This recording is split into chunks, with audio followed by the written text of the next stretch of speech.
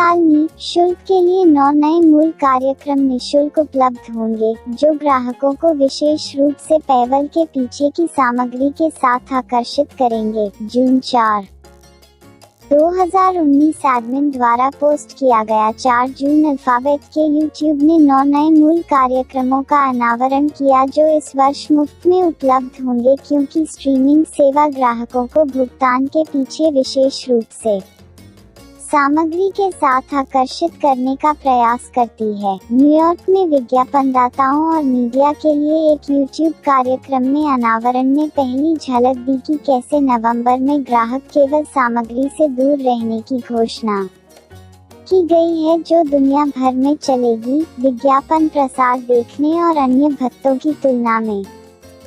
YouTube premium ग्राहकों के लिए प्रोग्रामिंग बहुत कम हो गया है, जबकि YouTube ने विज्ञापनदाताओं के लिए टेलीविजन जैसी सामग्री की आपूर्ति बढ़ाने के लिए दबाव का सामना किया है, जो प्रायोजन के लिए उपयुक्त है। नए कार्यक्रमों में ड्यूड परफेक्ट के बारे में एक डॉक्यूमेंट्री शामिल है, जो एक समूह है जो YouTube पर स्पोर्ट्स ट्रिक्स करता है, और एक इंटरैक्टिव सीरीज है जिसमें YouTube स्टार मार्क फिशबैक शामिल है, जो दर्शकों को कहानी को नियंत्रित करने की सुविधा देता है। इसके अलावा टैप ऑन मीडिया स्टार्टअप वॉक्स और YouTube पर the school of life channel के स्टैंडअलोन फिल्मों के एक सेट से पता चलता है कि हमारी उम्र के कुछ सबसे बड़े दार्शनिक सवालों का पता लगाएं। YouTube ने कहा, इस वर्ष के अंत में अधिक कार्यक्रम घोषित किए जाने की उम्मीद है, जिसमें एक अंतर्राष्ट्रीय स्लेट भी शामिल है। जैसा कि YouTube मूल प्रोग्रामिंग के लिए अपने दर्शकों को व्यापक बनाने का प्रयास करता है,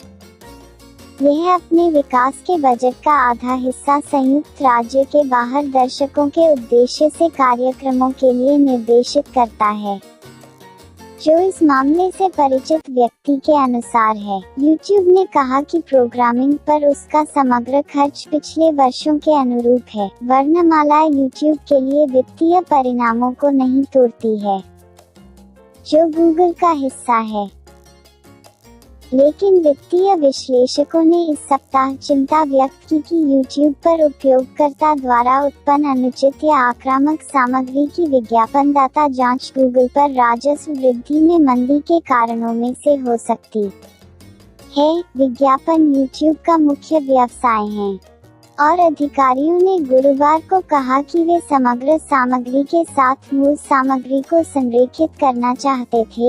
एक बयान में कहा गया है, जब हर दूसरी मीडिया कंपनी एक पे वैल्यू का निर्माण कर रही होती है, तो हम विपरीत दिशा में आगे बढ़ते हैं। YouTube ने कहा कि वह अभी भी ग्राहकों के लिए सामग्री संबंधी लाभों का परीक्षण कर रहा है। उदाहरण के लिए, इसके लोकप्रिय शो कोब्रा काई के अगले सीजन के सभी एपिसोड, जो कराटे किड मूवी फ्रेंचाइजी पर आधारित है, लॉन्च होने पर ग्राहकों के लिए उपलब्ध होंगे। गैर ग्राहक प्रति सप्ताह एक नए एपिसोड तक पहुंच प्राप्त करेंगे।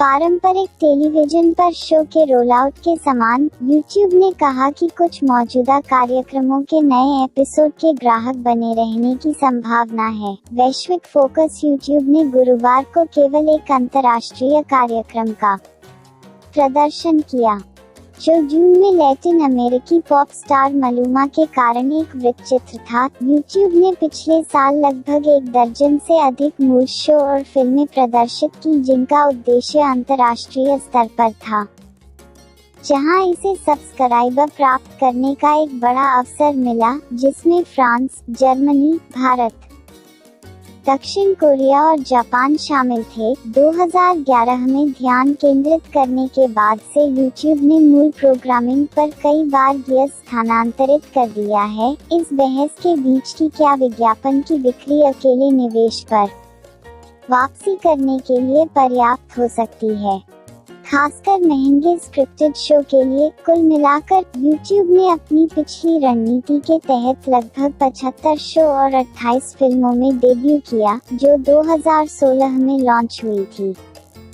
एक रॉयटर्स टेली के अनुसार उनमें से 13 शो अब तक कई सीजन में चले गए। हालांकि कुछ शो ने मुक्त नमूनों के लिए महत्वपूर्ण दर्शकों को आकर्षित किया, लेकिन उन्हें नवीनीकृत नहीं किया गया क्योंकि वे सामग्री निर्माताओं के अनुसार उपयोगकर्ताओं को ग्राहकों में बदलने के लिए संघर्ष करते थे। YouTube ने आंकड़े या मूल्यांकन प्रक्रिया पर टिप्पणी करने से इनकार कर दिया। स्ट्रीमिंग सेवा ने अगले साल वैश्विक सितारों की विशेषता वाली 2 परियोजनाओं की घोषणा की। पेरिस हिल्टन पर एक वृत्तचित्र और गायक जस्टिन बीबर के साथ एक गुप्त परियोजना।